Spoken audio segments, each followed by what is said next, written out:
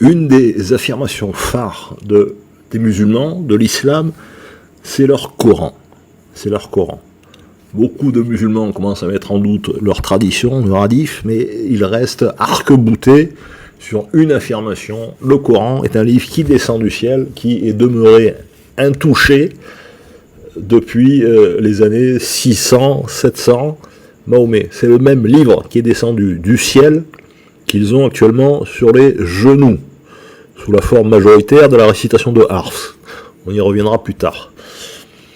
Donc vérifions si cette affirmation a des fondements dans leurs propres sources.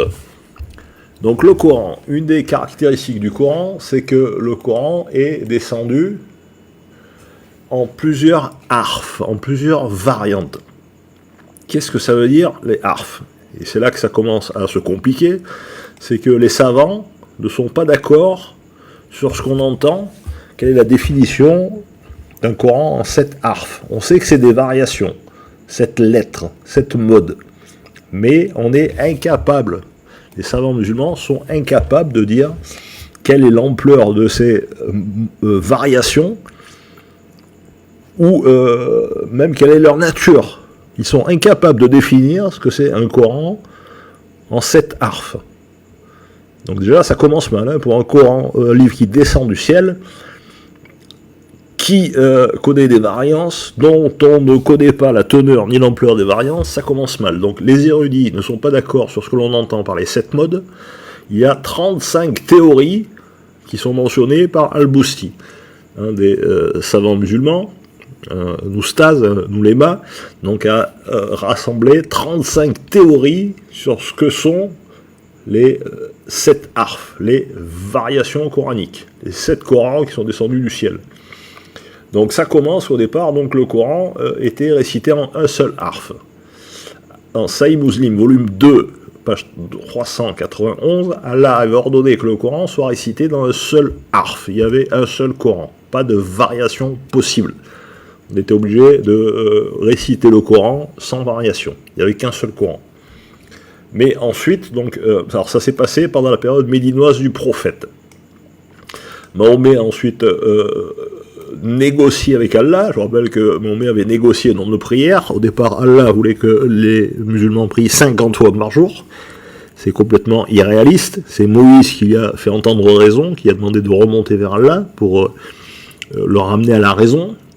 Et là, apparemment, Allah leur a envoyé une récitation, il a envoyé un livre à des analphabètes, à des illettrés, selon les hadiths, et ce peuple n'est pas capable ni de lire, ni de réciter, ni de retenir le Coran.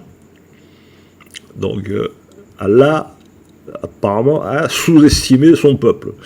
Donc Mahomet a répondu que son peuple n'était pas capable de faire ça. Après de nombreux allers-retours, l'ange a finalement décrété que Allah avait permis aux musulmans de réciter le Coran de 7 manières différentes, que chaque récit serait correct. Chaque variante serait correcte, sauf que, voilà, on ne sait pas de quoi on parle, quelles sont ces variantes. Donc ensuite, dans Sahih Muslim 821a, on voit un hadith qui dit « Allah m'a ordonné de réciter le Coran à ton peuple dans 2 harfs ».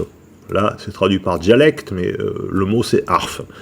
En 2 harfs, en 2 variantes. Donc on voit qu'il y a eu une évolution progressive, hein. Allah a évolué, il a autorisé 2 harfs, et finalement, 2 variantes, et finalement pour aboutir, une 3e fois, à 7 harfs. A priori, il est passé de 2 harfs à 7 harfs.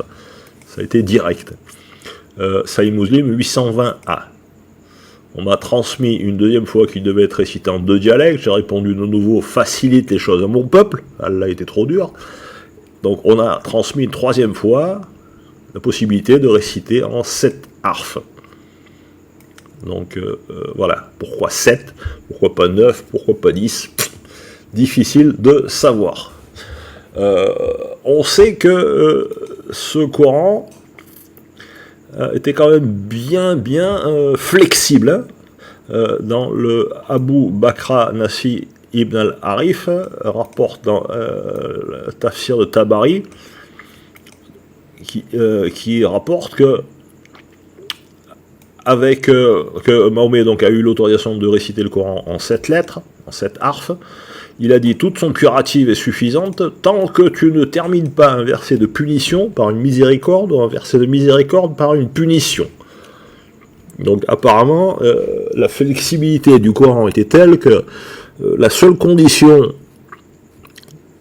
pour qu'un verset soit authentique, soit vérifié, soit accepté, il ne fallait pas changer la miséricorde par une punition, la punition par une miséricorde. Certains hadiths disent le haram par halal ou le halal par haram. Donc ça fait quand même un livre bien flexible, hein, entre les musulmans là, qui nous récitent le Coran à la virgule près, et le Coran qui apparemment était d'une flexibilité extrême. On voit qu'il y a une différence. Il faut noter, alors, un petit aparté, celui qui veut étudier vraiment l'islam, qui veut comprendre l'islam, je l'engage à étudier le rabbinisme. Vous ne comprendrez l'islam que si vous connaissez le rabbinisme. Le rabbinisme, c'est quoi? C'est un mouvement juif qui s'est développé après la destruction du temple, dans les années 70, par le général romain Titus. Les juifs se sont retrouvés dans l'impossibilité de pratiquer la loi mosaïque. Une grande partie des commandements de la loi mosaïque sont basés sur le temple. Le temple ayant été détruit, le judaïsme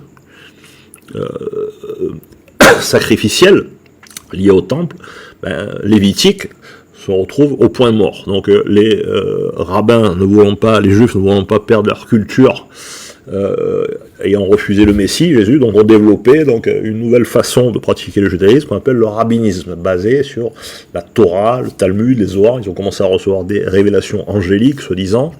Ils ont commencé à développer une sanctification basée sur l'étude des livres. La Torah, le Tanakh et le Talmud et tous les autres livres en parallèle. Donc, pour comprendre l'islam, il faut connaître le rabbinisme. Et dans le rabbinisme, vous voyez, dans le Talmud, on rapporte quelque chose d'assez intéressant. Dans B Shabbat 88b, on te dit que chaque commandement que Dieu a donné à Moïse sur le mont Sinaï s'est divisé et peut être entendu dans 70 langues. 70 langues, c'est-à-dire la Torah serait descendue dans des variantes de 70 langues. Allah était moins miséricordieux, en 7 harfs, si c'est des dialectes. Rabbi Akiva a dit que pendant 40 jours, Moïse passait au Sinaï, on lui enseignait la Torah dans les 70 aspects de 70 langues. Donc on voit que la Torah, selon les rabbins, on est dans le Talmud, on n'est pas dans la Bible. Dans la Bible, vous ne trouverez jamais ça. Dans le rabbinisme, donc, on voit que la Torah est descendue en 70 langues, 70 variations. Est-ce que c'est une coïncidence? Ça m'étonnerait. Il faut savoir que cette histoire de harf contredit un peu le Coran. Le Coran ne mentionne pas plusieurs récitations. Quand on te dit que les hadiths doivent confirmer le Coran, ne doivent pas contredire le Coran, là on est sur une claire contradiction. Sourate 75-18, quand donc nous le récitons, suit sa récitation. Non pas suit ses récitations. On voit que le Coran ne parle que d'une seule récitation. Donc on voit que ce Coran en 7 harfs contredit le Coran lui-même. Il faut mentionner, alors pour comprendre ces harfs, il faut mentionner aussi un personnage, Abdullah ibn Sad, qui était un scribe de Mahomet.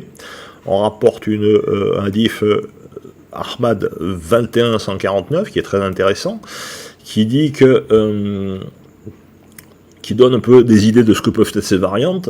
Mahomet aurait enseigné que chacune de ces variantes était bonne et suffisante. Et il cite quelques exemples. Si tu dis pardonneur miséricordieux, ou si tu dis audient savant, ou si tu dis savant audient, Dieu est ainsi. Donc on voit que une des possibilités pour expliquer ces variantes, c'est que dans les attributs d'Allah, on peut changer audient par savant, on peut changer pardonneur par audient, on peut s'il y a un verset qui dit Allah est pardonneur miséricordieux, tu peux dire Allah est savant audient.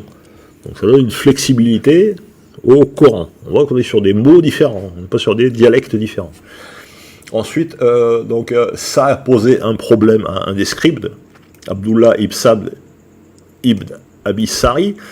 Donc le prophète lui dictait, écrit puissant sage ou bien puissant savant. Il écrivait alors selon l'une des deux variantes. Le prophète disait, les deux sont corrects. il arrivait que le prophète lui dicte audience avant, et le scribe écrive, sans que Mahomet le demande, sans que Mahomet lui permette, il écrivait savant sage, au lieu d'audience savant. Il le récite devant le prophète, qui dit ok, c'est bon, ça me va. Le prophète lui disait écrit savant sage, il dit puis-je écrire puissant au lieu de savant, et le prophète lui dit oui, ok, les deux sont semblables. Et on trouve ça dans la Sirat de Ibn Hisham, qui raconte ça. L'homme tomba donc dans l'épreuve, hein. Je vous rappelle que le Coran est censé être un livre dicté. Dicté, tu n'es pas censé l'interpréter. Mahomet n'était pas censé interpréter, changer les mots, il était censé écrire, et en plus enseigner selon ce que Allah lui enseignait. Hein, le Coran n'était pas interprétable, n'était pas censé être écrit selon les mots de Mahomet, donc ça crée une grosse difficulté. Donc l'homme, bien sûr, tomba dans l'épreuve, fitna, il apostasia. Hein, et il disait des choses comme, si je le voulais, moi, je pourrais écrire des choses comme Mahomet, et on dit, et apporter des choses comme Mahomet en apporte. Parce qu'il disait des choses, je l'ai tourné vers autre chose, il me disait, c'est correct. On trouve ça dans le tafsir de Tabari, qui explique ça. On trouve ça aussi dans Abu Daoud 43, 59. La récompense, c'est qu'il fallait être tué quand Mahomet reprit la Mecque. Voilà, il a failli le faire tuer. Il a été sauvé grâce à l'intercession de Othman, qui l'amena devant le prophète. Il demanda 3 fois allégeance au messager d'Allah. Mahomet voulait le tuer. Hein. Il a regardé 3 fois, il a rejeté chaque fois. Mais à la fin, au bout de 3 fois, il a accepté son allégeance. Après, il a engueulé ses compagnons en lui disant « N'y avait-il pas parmi vous un homme sage qui lui tiendrait tête lorsqu'il verrait que j'avais retenu ma main pour accepter son allégeance et que je l'aurais tué ?» Et Mahomet dit « Mais comment ça se fait que quand vous avez vu que je lui refaisais son allégeance, pourquoi n'avez-vous pas tué ?» Et les compagnons lui disent « On ne savait pas ce qu'il y avait dans ton cœur. Pourquoi ne as-tu pas fait un signe de l'œil ?» Il a dit « Il n'est pas conseillé à un prophète de jouer des tours trompeurs avec les yeux. » Donc on voit que la miséricorde de l'univers avait très peu de miséricorde pour des gens qui se permettaient de lui dire que son Coran était inventé. C'était quelque chose qui le touchait, hein, a priori. Hein. Bon, ensuite, les musulmans affirment que ces variations n'étaient que mineures, c'était des dialectes, des problèmes de dialecte, hein, comme si voilà, on recevait un livre en français par un dieu français, et que ce dieu révélait ce livre, et qu'il y avait des Marseillais, des Parisiens, des Basques. Voilà, les dialectes sont différents, les accents sont différents, donc il y aurait effectivement des récitations différentes. Sauf qu'il y a un livre qui met ça à mal, qui met cette théorie à mal, c'est Al-Bukhari 2287, Muslim 818, qui dit que Omar ibn al-Khattab entendit un jour un personnage appelé Hisham ibn Hakim réciter le Surat al-Furqan, d'une façon différente qu'Omar avait entendu le prophète. Donc le hadith, bon, je n'ai pas mis le hadith complet, mais il l'attrape, il l'étrangle à moitié, hein, toujours délicat, Omar, et il l'amène au prophète. Et il a dit, donc le prophète a dit, il a fait réciter Omar, il a fait réciter Hisham, il a dit c'est bon, vos 2 lectures sont bonnes, vos 2 lectures sont bonnes. Alors ce qu'il faut noter, c'est que Omar ibn al-Khattab et Hisham ibn Hakim étaient tous les deux des Quraysh. Tous les deux des Quraysh. Hein, on te dit, certains ulémas disaient que les lettres envoient au dialecte arabe. Cet avis est loin d'être juste, car Omar ibn al-Khattab dit dans un hadith, j'ai entendu Ibn Hisham réciter la sourate Al-Furqan, et les deux donc sont Quraysh. Les deux sont Quraysh. Les deux, rapportés par Ibn al-Qayyim et Ibn Jabir al-Tabari et Ibn Hajar, les 3 disent que voilà, Omar et Hisham sont tous les 2 Quraysh, c'est-à-dire le même dialecte. Donc ça ne peut pas être des différences de dialecte. Ok. Pour finir donc, que sont devenus ces 7 harfs? Qu'est devenu ce Coran descendu, hein, que sont devenus ces 7 Corans? 7 Corans, hein, puisque chacun a récité son petit Coran. Hein, que sont devenus ces 7 Corans? Ben, c'est là que ça se complique encore, on ne sait pas non plus. Imam al-Tabari dit que Othman aurait supprimé 6 des 7 lettres et n'en aurait gardé qu'une seule, le dialecte des Quaritch. Donc Tabari part sur l'idée que ces variantes, c'est des dialectales. Donc seul le dialecte Quaritch, effectivement, le Coran d'Othman est écrit en Quaritch. Othman, à un moment donné, s'est rendu compte qu'il y avait toutes sortes de Corans. Allah était censé protéger le Coran, mais ça n'a pas marché. Les Corans d'Ibn Massoud, le Coran d'Ubaï, le Coran d'Aïcha, voilà, chacun avait son petit Coran avec son nombre de sourates, chacun récitait tout et son contraire, quasiment. Donc Othman a décidé, sous la demande de Hudayfa, de faire une canonisation, ce qu'on appelle une canonisation, et donc il aurait demandé à 3 Quaritch et à Zaïd d'écrire un Coran. Une seule version du Coran qu'il allait imposer ensuite dans les différentes régions d'Arabie. Donc, que serait devenu ce Coran en 7 harfs? Alors, certains disent que Othman a supprimé 6 harfs sur 7, et d'autres disent que Othman n'a rien supprimé de ce qui était relevé, mais réuni les musulmans sur un support capable de porter ce qui restait des lettres. Donc, les 7 lettres ne seraient pas totalement perdues. Chez Tabari, elles sont totalement perdues, 6 sur 7 sont totalement perdues. Chez les autres, on dit que les 7 lettres, les 7 harfs ne sont pas totalement perdues, elles survivraient à travers les qira'at authentiques que nous avons aujourd'hui. Je vous ferai un cours sur les qira'at, vous verrez que ça n'a rien à voir avec les harfs. Donc voilà, pour un Coran, pour un livre qui descend du ciel, on se rend compte qu'il y a quand même des gros soucis. Et je voudrais citer à la fin donc As-Suyuti dans son livre Al-Itkan fi Ulum al-Quran, l'excellence dans les sciences du Coran, chapitre 47, l'abrogeant et l'abrogé. On t'explique que le fils du calife Omar, Ibn Omar, le fils du calife Omar, Ibn al-Khattab, qui était Sahaba aussi, qui a connu Mahomet, dit « Aucun de vous ne devrait dire qu'il a tout le Coran. D'ailleurs, que sait-on de tout le Coran? Beaucoup en a disparu. Il vaudrait mieux dire, j'ai pris du Coran ce qui paraît en faire partie. » Vous voyez qu'entre l'affirmation des musulmans de 1026, le Coran a été conservé à la lettre près, Allah a promis de préserver le Coran. Il y a un autre verset dans le Coran qui dit que Allah peut faire disparaître ce qu'il a révélé, mais ça, les musulmans ne le citent jamais. La réalité est plus en faveur de Malik ibn Anas, qui dit qu'une grande partie du Coran a disparu. Les 7 variantes du Coran ont disparu.